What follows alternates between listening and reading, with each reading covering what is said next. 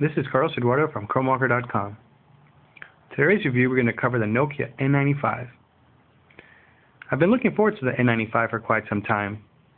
It's a phone that has just about everything you'd want. It's got a 5 megapixel camera, an MP3 player with stereo sound. It's got a dual slider.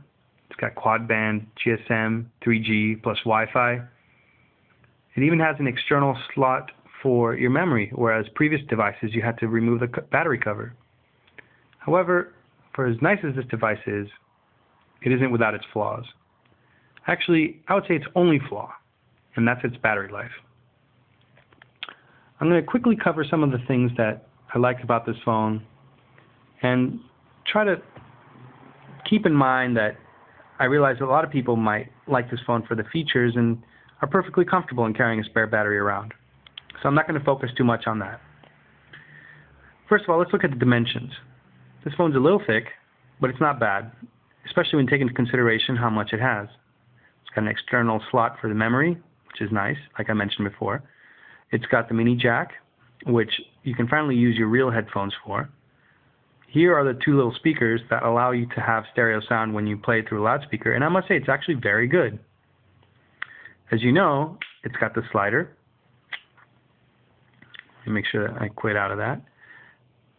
You have this nice little application, but one bug that I've noticed is that when you actually switch like that, the phone stays in that horizontal mode until you open it. So if you go like this, you close it, you open the dual slider, it launches the media scroller, close it, it stays horizontal. You can't, it says keypad locked, you can't go back until you open it this way. So there's no real quick way to doing that. Minor bug, no big deal. Anyway, moving on. On this side, you have the camera controls and quick access to the gallery, mini USB, which I wish they would use for charging, but they don't, and the camera here in the back.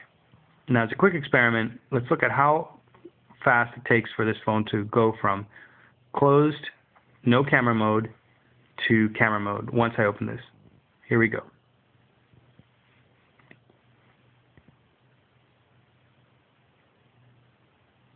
And now, you just missed your baby's first steps. This is one of the reasons why I'm not entirely convinced that camera phones will be able to replace digital cameras at least in this generation, but getting there, especially when it comes to the quality. I finally like that they decided to put this door with a little sliding mechanism to cover the lens. I'm not crazy about the N93 sliding door or the K800's little door that goes up and down here, because they end up getting loose or they end up sliding when you're in your pocket or in your bag or whatever, and your lens ends up opening up and getting scratched, or the application is on and it drains your battery life. Anyway, moving on, the keypad, when you open it, is actually pretty roomy. When I was doing the review for the dummy phone, I found that there's this little lip here that makes it a little hard to press the 0, and I must say it's still there, but I think the build quality is a little bit better on this, obviously, so it isn't as pronounced. Going to the build quality issue, this is an N-series device, and because of that, it's not as solid feeling as the E-series devices that Nokia makes. The plastic is the same kind of feel as the N73 and isn't particularly rewarding. The sliding mechanism is the one that has me least impressed. It just doesn't have that nice thunk to it. It's kind of, I just have the feeling that it's going to get loose with time, but maybe that's just my perception. The screen, absolutely amazing. By far one of the best features. It almost looks like paper.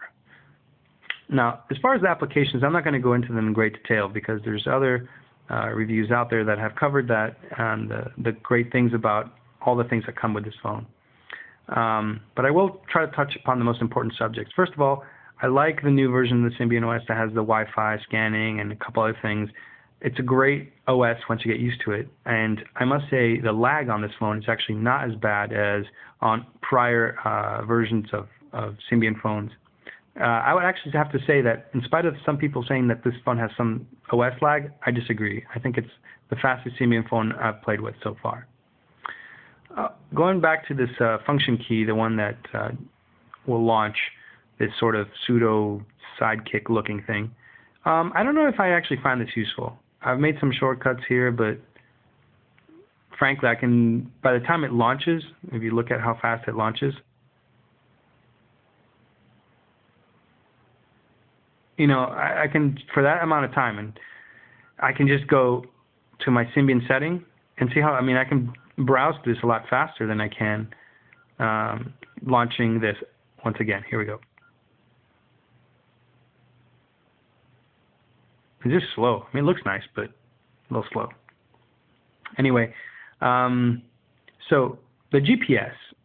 I have a E61 with a LD3W GPS module, and I used it recently on a trip that I took, and I found it very useful for a couple of reasons. One of them is that I can separate the GPS module from the device. That allows me to sort of put it somewhere. If I'm in a car, I can put it in the windshield area, and even though the roof of the car is covering the phone, I can still get GPS reception as I put it in a window. Whereas once the GPS is built into the phone, if you're in a vehicle, you can't use it as easily. Also, when you're out and about, I've noticed that it takes a lot longer, and the signal is a lot weaker on this phone naturally, as the type of GPS device that they use is less powerful than a standalone device. But just to keep in mind that it's not the ideal GPS replacement, but it is very, very cool to do landmarking, geotagging, and all that kind of stuff. I really like this phone for that feature, and I hope all the new phones that Nokia is going to be putting out with GPS devices are at least as good as this one. Anyway, going to the last thing that I wanted to talk about, which is really the battery life. This phone, like I mentioned, has just about everything. I'm really happy with it as far as all the things that it can do. I'm even willing to deal with T9 again when it comes to my moving away from my trusty E61. But the fact of the matter is, the battery life is what made me have to move on. I know people sort of have these informal evaluations of what battery life really means to them, but for me it means I can automate my email, I can have the fastest connection that I want or that the phone will allow me. I can, send text messages, which involves having the screen on the entire time I'm typing. I can have a long conversation, or I can have a conversation via Wi-Fi, via TruePhone, which is a service I use. And all of these things can be done on an E61 at great lengths and still have a good amount of battery life left. Whereas with the N95, just doing the basic things, I was already at 75% battery life at around 6 p.m., 7 p.m. And that really scared me because, as some of you may know, Nokia's phones tend to accelerate in the way that the battery life goes down once they go from full, at least on the battery indicator on the screen.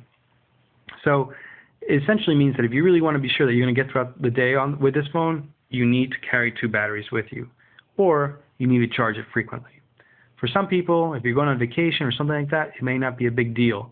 But consider that if your battery dies, not only did you lose your digital camera, you also lost your MP3 player and your phone. So if you're going to be using this to listen to a lot of music, you might kill your phone. If you're using this to record video or take pictures, you might kill both your phone and your MP3 player. So it's kind of like the dependencies and all the things that this phone entails that really is the big problem. However, it is a great phone, and it is the start of, I think, a new revolution to how phones are going to integrate just about everything under the sun in a small package, and that is really nice to look at. This is Carlos Eduardo from Chromewalker.com.